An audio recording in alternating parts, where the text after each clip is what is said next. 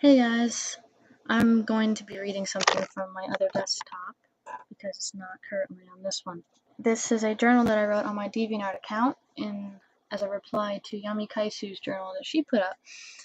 Normally I don't do things about religion and politics because people are weird about it, but I've decided to finally do something. I'm a bit scared, but okay. I already wrote up the whole thing and it's going to be posted on DeviantArt. I just haven't done it yet because I'm going to attach this video to it. Well, I'm going to read it word for word, and I'm doing the video so that my tone of voice can probably come across a little better. A few points I need to make before I start my rant, if that's what you want to call it. I have friends who are atheist, agnostic, Jewish, Mormon, Wiccan, and tons of other stuff. This is not to insult anyone at all. I'm not picking out a single denomination or whatever. I'm Christian myself. Am I Baptist, Protestant, or any of those other 50-some branches? No idea. They all confuse me and I don't get the differences. My grandfather was Catholic, but when my mom came of age, she stopped practicing it. So I guess I'm like kind of born Catholic or something, I don't know. Oh, and kudos to the Catholics. I must say you guys have the most beautiful churches in the world. Wow, I love them. Those in mosques, I think. The Middle Eastern and Indian, Hindu, and whatever. Churches, those things are just gorgeous. I love temples, shrines, churches, and things. To the Jews, I know there is a difference between the Jewish faith and race. By no means am I going to be talking about the Jewish race. I also don't know hardly anything about either of them, so sorry. I think Jewish is a faith that follows the Old Testament. Am I right? Anyways. Also, I apologize in advance for not being politically correct. I don't know what is or isn't politically correct these days. I haven't done research before writing this. All this is only from my own knowledge, and what I have heard, seen, and found out through the lovely rotten grapevine that is the modern world. The main point of this is all the main reasons people claim God doesn't exist. I personally haven't found in my short 19 years of life any reason that God does not exist. When I say God, that is the Christian God.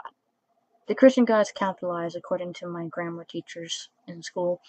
Others aren't because there are many of them, unless you add their name.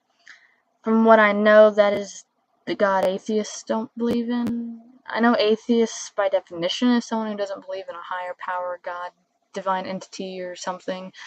Most don't like the Christian God. Once again, to my knowledge and what I've seen in the world. Many people say the Bible and God is a fairy tale. Trust me, it is not.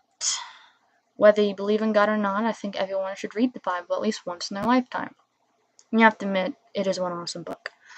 As a history book that spans the course of a good few thousand years, written by many people, about many people, the way of life back then, the government, the society, and the wars of that era. Can you find a better documentation about the human race in a single book? Yeah, I don't think so. As an epic adventure that tells the story of countless people, their trials, their suffering, the many lessons they can be learned, and the source of what the majority, regardless of their religion, call basic human morals. Name a book that can teach you so much about what it is to be human. And finally, as a religious book, a book that shows proof of miracles, that people can be proud of, can base their actions, decisions, and faith in. It's an all-around amazing book. Read it as a history book, a storybook, or a religious book. Everyone can get something out of it. I'm not trying to convert anyone. An atheist can read the Bible and say it's an amazing book. It is. I want to make one thing clear. I'm talking about God. A God. A being of immeasurable, unbelievable power. He can do whatever he dang well pleases. Does anyone have proof he didn't do these things? No. Do they have proof he did? A bit. Now to things in the Bible that people say there is no way God exists. Create the world in 7 days. No, God did not create the world in 7 human days. What is to us 7 days is probably around 7 million to God. Scientists can tell you the Earth has been around for some 1,000 billion some years. He made light first, stars, then land, planets and solid mass, then water and gases, then life. Every single star, planet, and thing on this planet, any planet, are put together so perfectly there is no way it was an accident. Intelligent design. Everything we create is caused by intelligent design, even our own intelligent design. The Great Flood. It never rained before that. Water actually came up from the ground to water the world. Condensation to the extreme. With all the water for hundreds of thousands of years slowly being absorbed into the atmosphere, no wonder the Great Flood happened. The Ark, yes, it did exist. No, there's nothing left of it. When God told Noah to build it, he gave exact instructions on how to do it. We have simulated that and proven that yes, there would have been enough room for 2 of each animal in the world. 2 of each animal that God told Noah to get. He said no to the dinosaurs. Sorry, dinos. 2 of each animal that existed at the time. How can we prove that all the new animals and plants we're discovering have been there since the beginning? We can't. God is always at work and is probably still creating new things today. I think the humor is sometimes, though. I believe God has a sense of humor. A strange one at that. Anyways, back on topic. Some people have tried to find the Ark to prove it existed. Really. Find it. I'm sorry, but if I was one of those people on the boat, the first thing I would do when I got off would be to kiss the ground, do a victory dance, and then build a house. There's nothing left of it anywhere in the world. I tore it down and built stuff from it. If there is anything left, it's probably like this big. Virgin Mary. Yes, she was a virgin. This is God. He can do whatever he wants to. He did this to prove to people that yes, he does exist, and yes, that is his son. By the way, it is not impossible either. There are women these days who are virgin mothers. It's called artificial insemination. If I wanted to have a baby, I could go get pregnant without ever having sex. Sex just makes having the baby a little bit easier, and it's a lot more fun. Once you push something in, you can certainly push something out. Albeit it's a lot bigger than what was pushed in, but whatever. Mary was a precursor of artificial insemination. Her doctor and donor was God. If there was DNA testing back then, the test would show no human biological father. Jesus did have like tons of younger siblings, though. Go Joseph. Now to things people say about God that just plain piss me off. God wouldn't let this or that happen. Does God like war, murder, rape, disasters, and all that other stuff? No. Does he do anything about it? Yes. You just might not realize that at the time. God has one very important rule that he has to follow. He will not mess with free will. We are allowed to do whatever the heck we so desire to do. If that is to murder, rape, kill, and destroy, we can do it. Should we? Heck no. God sends signs to tell us what we should do and what path in life we should follow. They can be people, actual signs, dreams, or conscience, or guilt. It's up to us to follow and listen to those signs. We are not helpless infants, and God is not our babysitter. He is our teacher. It's up to us whether to listen to his lesson and what he teaches us.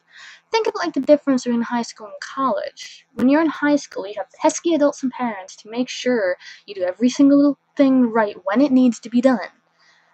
When you're in college, however, it's all you. The teacher gives you the assignment. It's up to you to do it. Do they care if you do it? Of course. Are they going to force you to do it? No. God is like a college teacher. He tells you what you need to do, but it's also up to you to ask for help. And it's up to you whether you get an A or an F. If someone wants to kill people, they obviously didn't look in the handbook. 0 tolerance. You break the rules, you go to permanent detention. People can do horrible things without getting punished. Then others blame God for letting it happen. Trust me, God is going to do something about it. It's called hell. It's not a nice place to be. If you kill someone on accident, self-defense, or to save someone, will they go to hell? No. Will soldiers go to hell for killing people to try and protect their own people? No. Will soldiers or anyone go to hell for killing people for the sake of killing? Yes. Another point. It's fine. He'll forgive me. It depends. Did you ask him? It's pretty easy to have your sins forgiven. Ask him to forgive you, actually be sorry about it, and don't do it again. Simple? Yes. Do people do it? Not much these days. Why else do you think Jesus died? He simplified things for us. Back at that time, the government and religion was horribly corrupt. Then again, it still is. Jesus showed up and pointed out everything they did wrong. He also told them exactly how to fix it. Did anyone listen? A few. Jesus did not like organized religion, people abusing his father's house and teachings, people taking money claiming it belonged to the church when they actually just used it for themselves, and many, many other obviously bad things. No wonder he got all pissed off at the idiots selling stuff in front of that church. I would too. Did anyone learn their lesson? From the way the world and its religions works these days, I'm thinking not many. He did give us 2 very simple options to choose from to redeem ourselves with. We can either follow every single rule in the Old Testament, especially Leviticus, or we can believe that Jesus was the Son of God, follow basic rules, 10 Commandments, anyone, and freaking behave ourselves. Hence him dying for us. This way we can ask God directly to forgive us without having to sacrifice a cow. Now, I'm not sure which Christian denominations think they follow option 1, but come on, people. How many actually follow every single rule in the Old Testament?